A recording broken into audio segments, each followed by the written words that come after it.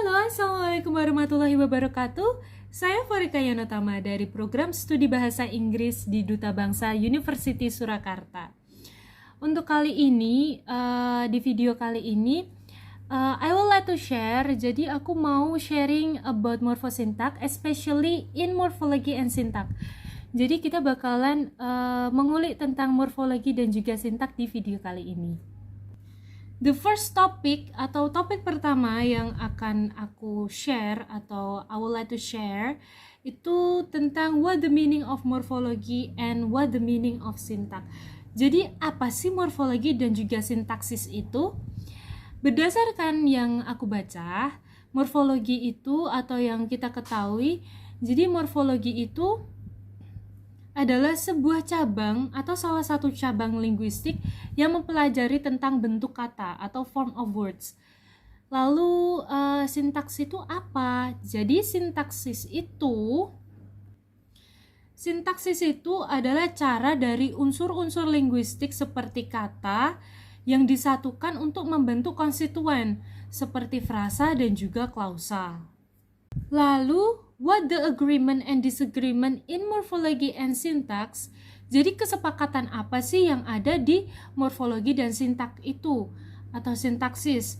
Jadi kesepakatan dalam morfologi dan juga sintaksis itu terjadi ketika sebuah kata itu berubah atau form of word itu berubah, change. Berdasarkan atau depending, bergantung pada kata-kata yang terlibat, dan ini merupakan salah satu contoh dari infleksi. Dan biasanya hal ini tuh melibatkan making value atau pembuatan nilai dari beberapa kategori tata bahasa seperti gender atau person.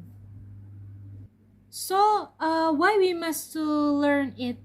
Kenapa kita harus mempelajari morfologi dan juga sintaksis?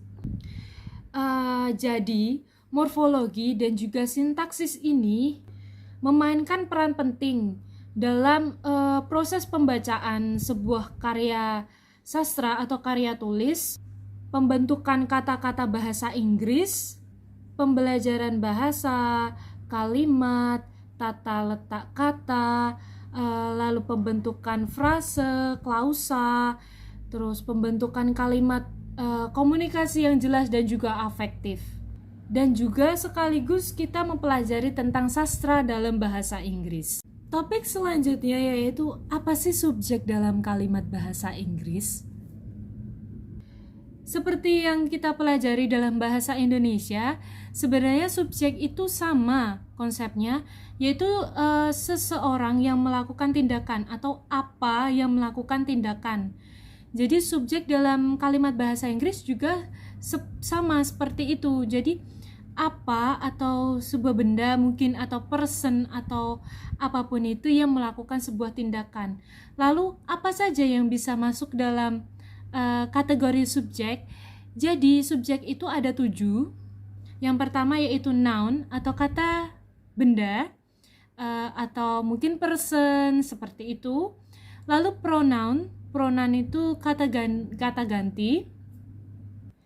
Lalu klausa, lalu gerund itu verb in, lalu gerund phrase atau frasa gerund, lalu infinitive dan infinitive phrase atau frasa infinitive.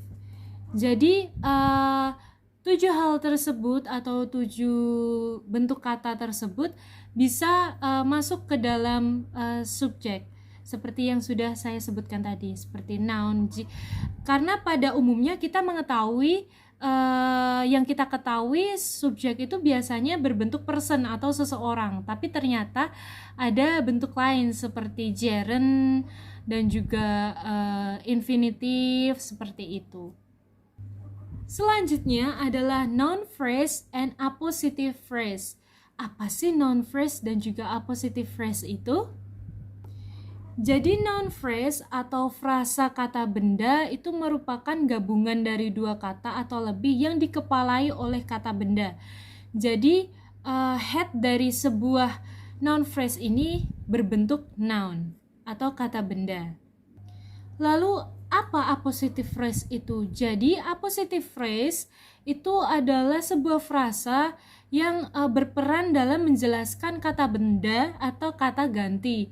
Jadi appositive phrase ini itu bentuk dari sebuah frasa yang nantinya akan menjelaskan tentang noun atau pronoun tersebut. Lalu apa perbedaan antara noun dan juga appositive phrase ini? Yaitu pada tata letak head dalam sebuah kalimat. Jadi misal dalam satu kalimat itu terdapat head atau kepala kalimat tersebut. Untuk appositive phrase itu biasanya head terletak di depan, sedangkan noun phrase itu biasanya headnya terletak di belakang.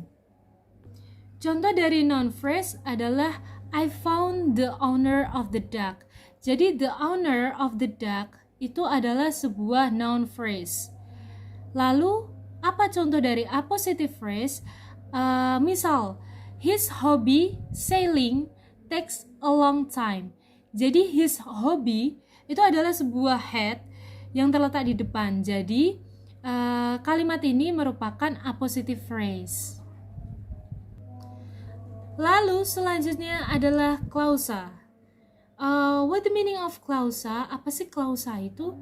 Selama ini kita sering dengar kata klausa dan juga klausa. Jadi klausa tersebut, klausa itu adalah sebuah unit organisasi gramatikal yang berada di bawah kalimat dalam peringkat atau dalam tata bahasa.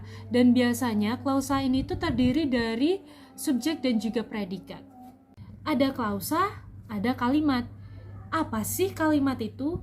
Jadi kalimat itu adalah sebuah himpunan kata yang terdiri dari subjek dan juga predikat atau bahkan terdapat objek di dalamnya yang biasanya itu berbentuk pernyataan atau pertanyaan atau mungkin sebuah perintah atau komen.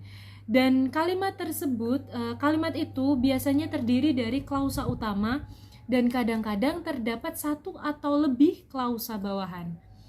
Dan secara sederhananya bisa dijelaskan bahwa kalimat itu terdiri dari frase kata benda dan juga frase kata kerja atau noun phrase and verb phrase. Dan juga sebuah kalimat itu atau sebuah subjek dan juga predikat itu sudah bisa dikatakan kalimat, atau kalimat itu bisa saja hanya terdiri dari subjek dan juga predikat. Selanjutnya aku akan membahas tentang tree diagram atau diagram pohon sintaks mengenai sebuah kalimat. Jadi kita akan membedah sebuah kalimat atau mungkin dua kalimat tentang sintaksis. Mungkin apa saja sih yang terdiri, apa saja sih yang ada di dalam kalimat itu, apa saja noun phrase dan juga verb phrase dalam kalimat itu. Jadi kalimat pertama yang akan kita bedah adalah kalimat a smart person knows what to say. Jadi dalam sebuah kalimat itu terdapat noun phrase dan juga verb phrase. Di sini dalam kalimat ini untuk noun phrase-nya terletak di depan a smart person.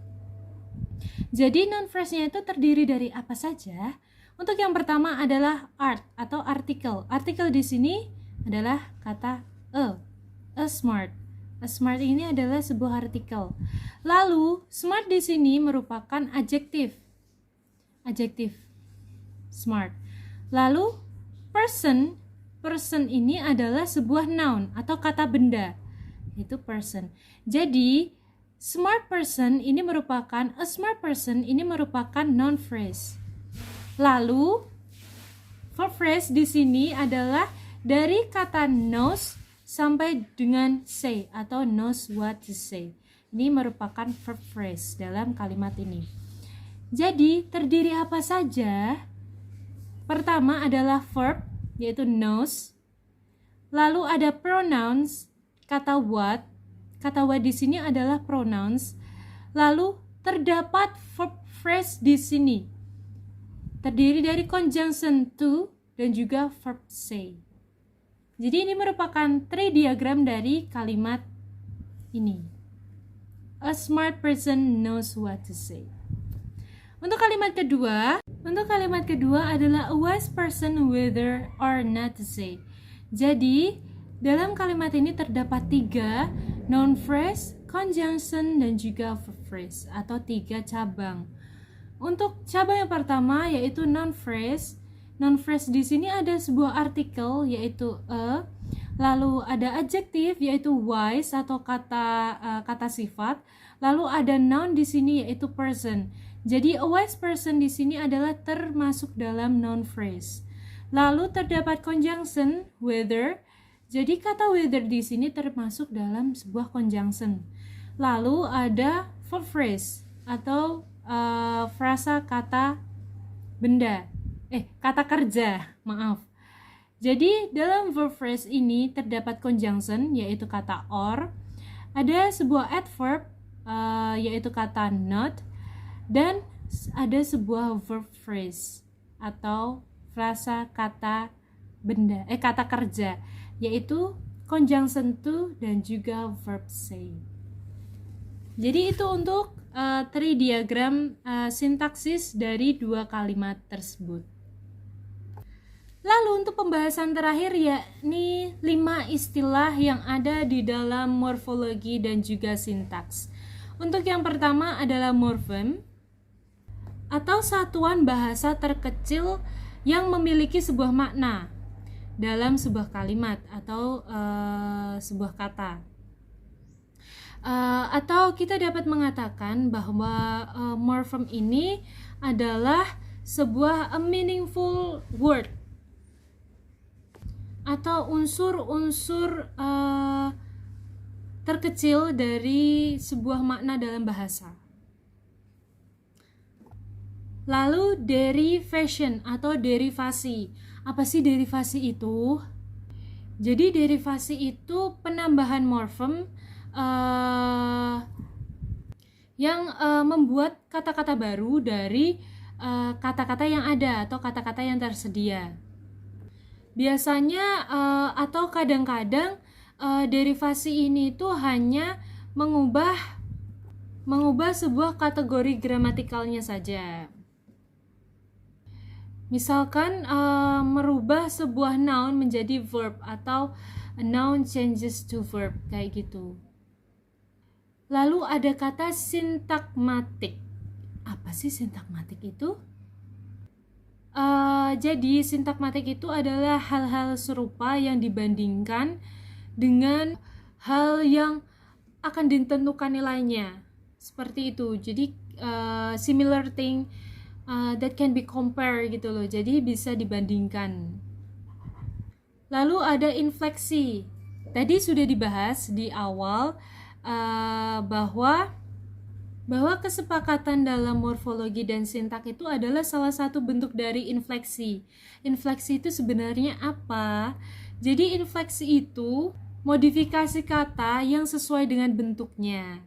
Ternyata itu infleksi itu. Jadi kesepakatan atau agreement dari morfologi dan juga sintaksis itu merupakan perubahan bentuk kata. Seperti itu.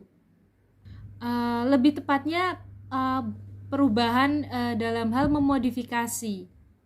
Lalu yang terakhir adalah paradigmatik. Jadi paradigmatik itu adalah sesuatu hal yang berbeda yang dapat ditukar dengan sesuatu yang ditentukan nilainya. Seperti itu. Jadi itu semua seputar dari morfologi dan juga sintaksis atau morfosintak yang sudah saya bahas dalam video kali ini. Kurang lebih dari pembahasan saya mohon maaf. Sekian. Assalamualaikum warahmatullahi wabarakatuh.